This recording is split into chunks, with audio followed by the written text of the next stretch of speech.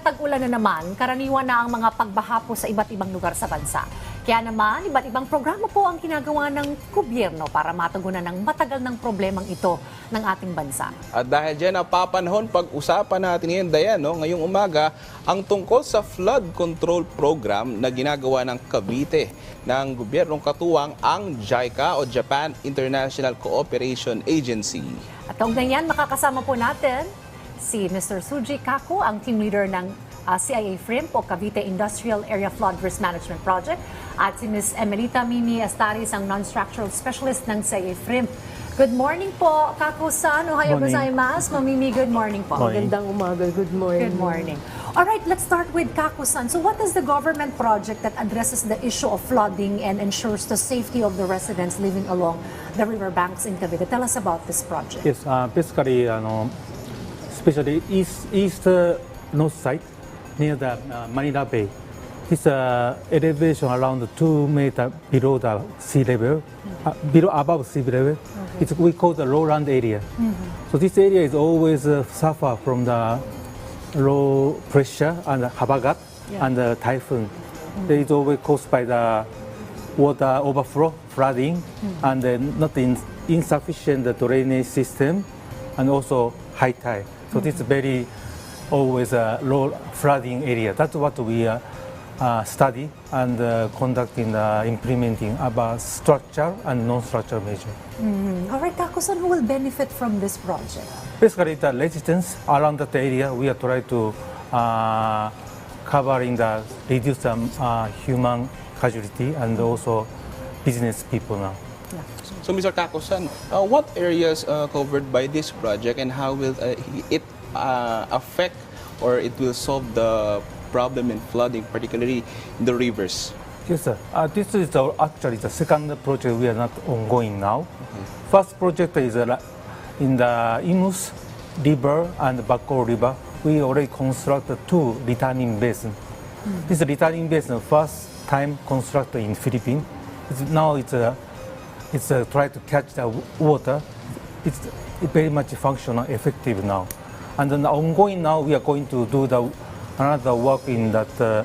It's called river improvement plus returning basin now for the different next area, covering the area. Maybe also know who are the partners in this project? The partner is basically our implementing office is TPWH. PWH. And also we have a conducting with concerned agency, 5 LGU plus provincial government, and also OCD and PAGASA and TILG and all concerned government agencies. All right, we'll go back to you, Kako-san. Puntahan naman natin ngayon si Ma'am Mimi. All right, bilang non-structural measure specialist, tell us about the work that you do at kaugnay na rin po sa flood mitigation project na ito, lalo na po sa mga naninirahan po sa tabing ilog ba? Ang non-structural measures ay ang counterpart measure ng structural.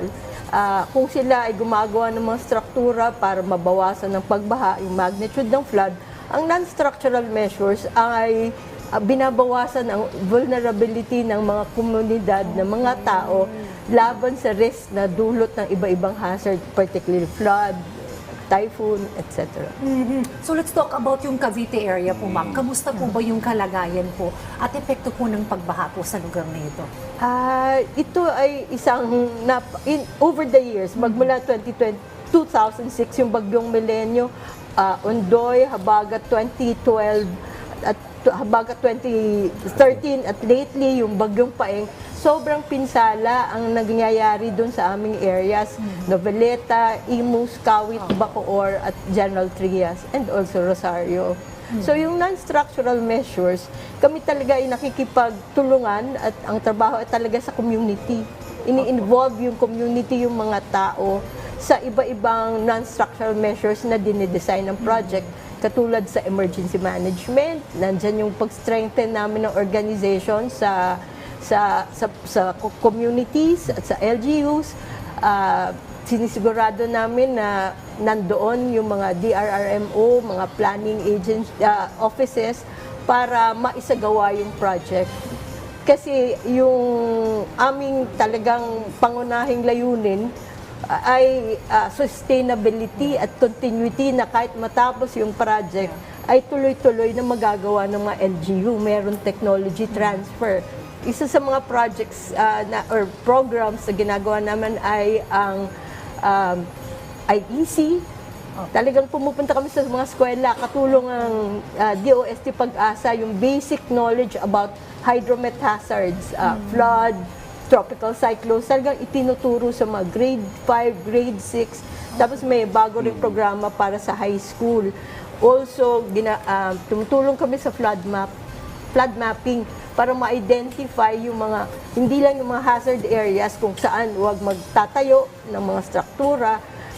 Tinutukoy din namin yung mga safe spaces para bago pa magbaha, makakapunta na dito, doon sa mga safe spaces. And sa farming communities, pati animal shelters, ginagawa natin. Okay, that's good. Pero sorry to cut you off.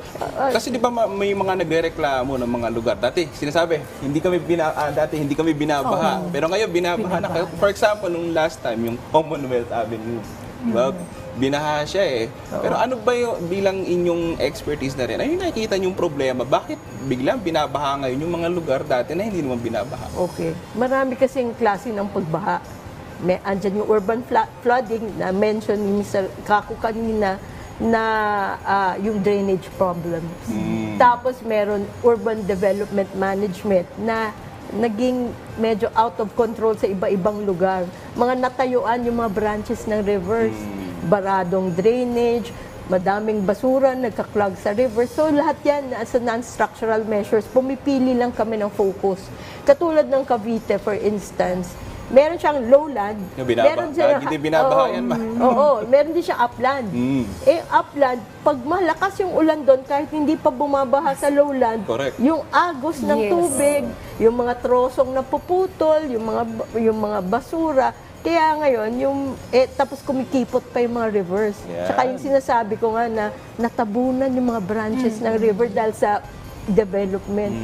Okay, so we have a project now that will give solutions. So lastly, Kakusan, tell us when is the target completion of this project? When did it start? And what do you look for after the completion? Yes, now ongoing project. Now we are starting the detailed engineer design starting from 2018. Then actually it's construction supervision, and it's starting 2022. And our target is 2028 at this moment. Okay. Probably some last few words or message to all Mga our viewers, kababayan. especially those who will be, with the project will be beneficial for them. Any message to them, please? Yes, sir. Because we are doing this project is just it's a long-term solution. So I hope people will understanding this project, and because maybe we are sometimes disturbing, but hope this will help the next generation, the people can be saving the life. Ang akin naman ay itaas natin yung level ng preparation, yung preparedness, yung focus na bako pa nga mabaha, malubog yung ating mga Prevention, kabahayan. ma'am, no? Oo, dapat talagang handang-handa na Tama. tayo to the best of our abilities, katulong yung lahat ng mga partner agencies. Right. Tamang-tama po ngayon panahon ng tag-ulan, talagang ang mga ganitong usapan ay mahalaga. At dapat ito ay year-long nating talagang Tsaka tama tinatalakay. yung sinasabi kanina ni Kakusan. It's a full government approach, right? It's a partnership between Yes. the LGUs and the national government. Yes, sir.